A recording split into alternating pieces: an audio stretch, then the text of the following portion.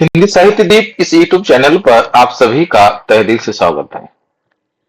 इकाई क्रमांक 5 के अंतर्गत कविता जो निराला सूर्यकांत त्रिपाठी निराला की सबसे प्रसिद्ध कविता है, जो आदमी को जीवन जीने का तरीका, कहाँ पर ठहराव करना चाहिए, कहाँ चलना चाहिए, आदमी का जीवन एक नाटक है, उसे किस प्रकार से निभाना चाहिए, इसकी ओर केंद्रित है। बहुत सुंदर कविता है। इकाई क्रमांक 5 के अंतर्गत यह कविता जो है हमें बहुत कुछ सिखा कर जाती है।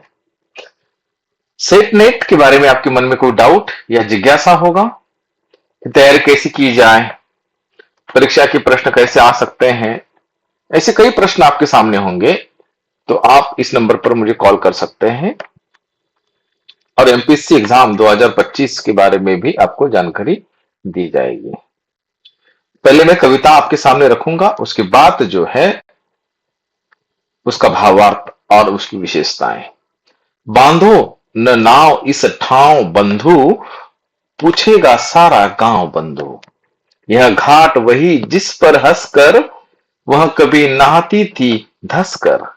आंखें रह जाती थी फंसकर, कांपते थे दोनों पांव बंधु। वह हंसी बहुत कुछ कहती थी, फिर भी अपने में रहती थी। सबकी सुनती थी, सहती थी, देती थी सबके दांव बंधु। भूमिका, इन पंक्तियों का भावार्थ, विशेषताएं, सब कुछ। यह पंक्ति निराला की स्वच्छंदवादी चेतना को दर्शाती है। यह जीवन की गतिशीलता और निरंतर आगे बढ़ते रहने के दर्शन का प्रतिनिधित्व करती है।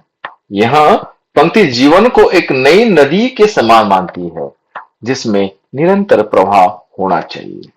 निराला यहाँ ठहराव और स्थिरता के विरोध में है। वे मानते हैं कि एक जगह रुक जाना मृत्यु के समान है। यह स्वच्छंदवादी दर्शन का सार है। बंधनों से मुक्त होकर निरंतर आगे बढ़ते रहना है। बंधनों से मुक्त होकर निरंतर आगे बढ़ना तो है ही, और नई ऊर्जा को भी जन्म देना है। बांधो न नाव इस ठाव बंधु, जीवन नदी की अनंत यात्रा। यह पंक्ति एक संपूर्ण कविता नहीं, बल्कि निराला की एक दार्शनिक सूक्ति है, जो उसके समग्र जीवन दर्शन को व्यक्त करती है। इसका कथानक कोई परंपरागत कहानी नहीं, बल्कि मानव जीवन की एक सार्वभौमिक यात्रा का रूपक है। याद रखिएगा, यह कविता कविता न रहकर निराला जी के एक दार्शनिक सूक्ति के रूप में सामने आती है, समग्र जीवन दर्शन को व्यक्त करती है ना। और कोई परंपरा की दृष्टि से उसे नहीं देखा गया है, बल्कि मानव जीवन की सार्वभौमिक यात्रा, यानी कि जो जीवन जी रहा है आदमी, उसी यात्रा को एक रूपक बनाकर लेखक ने इसे रूपकात्मक दृष्टि से हमारे सामने रखने का प्रयास किया है। याद रखिएगा, कल्पना कीजिए एक विशाल प्रवाहमान नदी का तट, नदी अथाह गहरी और अज्ञान दिशा की ओर बहती जा रही है। तट पर एक छोटा सा सुरक्षित और शांत घाट ठाव है। घाट यानी कि ठाव यानी कि घाट। जीवन की अनंत यात्रा, समय का प्रवाह और नियति की अज्ञान दिशा का प्रतीक है। मानव जीवन, उसका अस्तित्व, उसकी यात्रा और उसकी आकांक्षाओं का प्रतीक है। मानव जीवन उसका अस्तित्व किस प्रकार से होना चाहिए, उसकी यात्रा, जो जीवन जी रहा है वह यात्रा है, और उसकी कई आकांक्षाएं जो है उसके प्रतीक के रूप में सामने आई है। सुविधा, सुरक्षा, स्थिरता, रूटीन और अतीत की सफलताओं का असफलताओं में फंसा हुआ वर्तमान का प्रतीक है। जो सफलता मिलने वाली है, लेकिन वह असफलताओं में फंसा हुआ है, और वो एक आने वाले वर्तमान जीवन का प्रतीक बनकर सामने आता हुआ दिखाई देता है। मानो मित्र या स्वयं का अंतर्मन, जिसे कवि संबोधित कर रहा है, या मनुष्य को संबोधित कर रहा है, वो आम जन को संबोधित कर रहा है, या खुद के अंतर्मन को भी वह संबोधित करता हुआ दिखाई दे रहा है। सूर्यकांत त्रिपाठी निराला इस कविता के द्वारा जन जन को संबोधित कर रहे हैं। नाव जीवन है। नाव क्या है? जीवन। उस घाट वर्तमान स्थिति के पास आ चुकी है। घाट शांत और सुरक्षित लगता है। यहां पहुंचकर लगता है कि संघर्ष समाप्त हो गया है, यानी कि आप घाट पर पहुंच गए हैं नाव के द्वारा। इसका अर्थ कि आप जीत गए, संघर्ष आपका खत्म हो गया। लेकिन नहीं, यहाँ ठाव आराम की सुविधा या प्रलोभन देता है। यहाँ रुक जाने का मन करता है। यह वह स्थिति है जब व्यक्ति अपनी एक छोटी सी सफलता पर ही संतुष्ट हो जाता है, यानी कि जो मुझे मिला है उस पर ही मैं संतुष्ट हूं और आगे बढ़ने का नाम ही नहीं ले रहा हूं। एक जगह दुष्यंत कुमार कहते हैं साये में धूप इस गजल संग्रह में, वो मुतमईन है कि पत्थर पिघल नहीं सकता, मैं बेकरार हूं उस पत्थर में आवाज के लिए। यानी कि वो जो पत्थर है उसमें आवाज आनी चाहिए, आक्रोश व्यक्त होना चाहिए, जीवन जीने का तरीका उससे मिलना चाहिए। असफलता के डर से आगे बढ़ने से कतराता है, संतुष्ट हो जाता है और असफलता, आगे मुझे असफलता मिलेगी इसलिए वह डर जाता है, इसलिए वह असफलता के डर से आगे नहीं बढ़ना चाहता है। पुरानी यादों और अतीत में जीने लगता है। कवि की दृष्टि में यह ठहराव मृत्यु के समान है। नाव को बांध देने का अर्थ है जीवन की गति को रोक देना। इसका अर्थ है सपनों का अंतर कर देना। कवि बंधु भाई मित्र कहकर संबोधित करते हैं, सभी को बंधु कहते हैं, भाई कहते हैं, मित्र कहते हैं और सबको यही संबोधित करते हैं। अभिव्यक्ति की दृष्टि से देखते हैं कि वह आक्रोश व्यक्त करे, अपनी जर्नी जो है, अपना जीवन जो है, अपना जीवन का दिनचर्या जो है आगे बढ़ाता रहे। यह संबोधन अनुभवी मार्गदर्शन से ही स्नेह भरी चिंता को दर्शाता है। वह एक स्पष्ट, दृढ़ और नकारात्मक आदेश है। बांधो न, मत बांधो। यह केवल सलाह नहीं बल्कि एक अनिवार्य निर्देश है। एक सलाह नहीं दे रहा हूं, एक निर्देश दे रहा हूं, आपको उसकी ओर ही जाना है। वह तुरंत कारण बताते हैं। इस ठाव, इस घाट पर तात्पर्य, इसका तात्पर्य यह है कि यह स्थान तुम्हारी मंजिल नहीं है, यह केवल एक पड़ाव है और अंतिम लक्ष्य नहीं।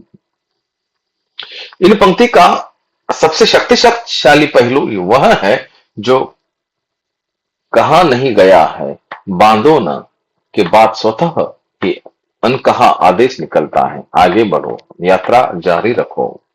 कभी तुम्हें अनजाने, अनदेखे जोखिम से भरे हैं, लेकिन अनंत संभावना वाले भविष्य की ओर प्रस्थान करने का आह्वान कर रहा है।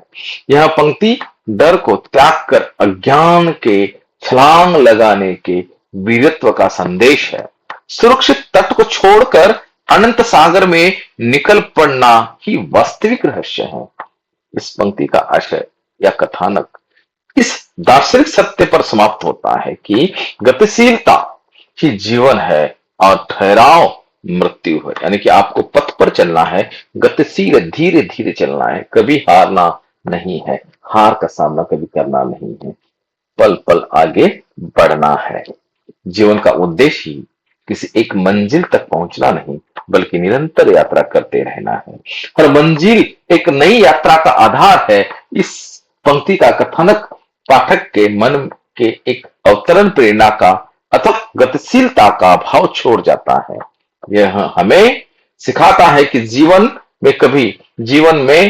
यह हमें सिखाता है कि जीवन में कभी भी ठहरना नहीं चाहिए, हमें सफलता मिले या असफलता मिले।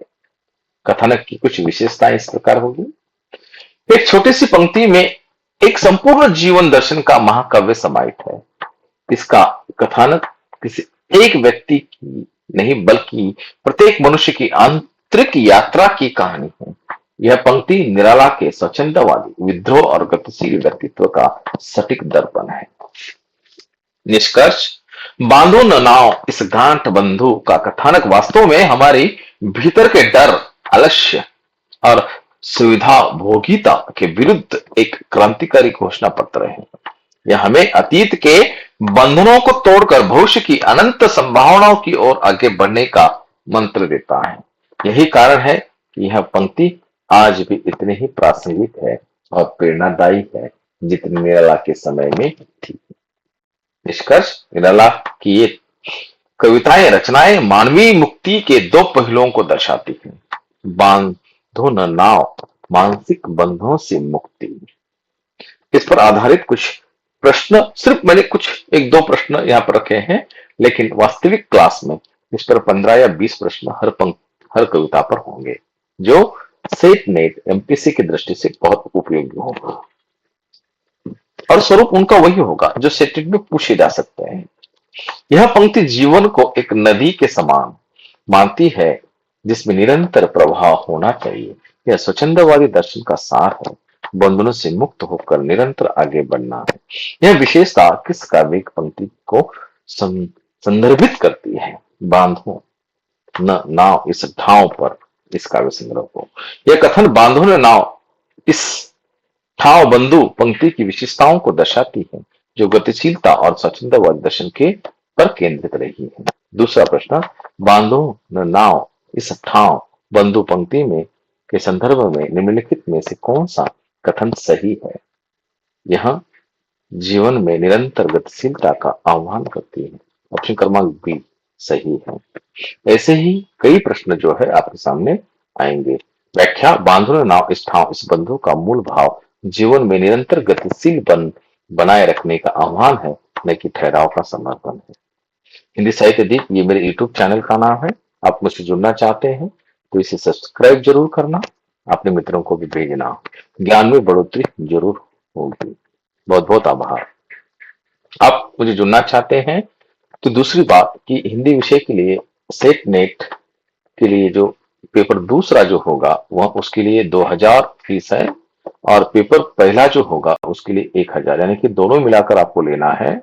अब नेट की विज्ञापन आ चुका है और सेट का भी विज्ञापन आएगा, तो आप मुझसे जुड़ना चाहते हैं तो दोनों मिलाकर 3000 रुपये फीस है, और आप अलग से हिंदी विषय के लिए लेना चाहते हैं तो 2000 रुपये फीस है।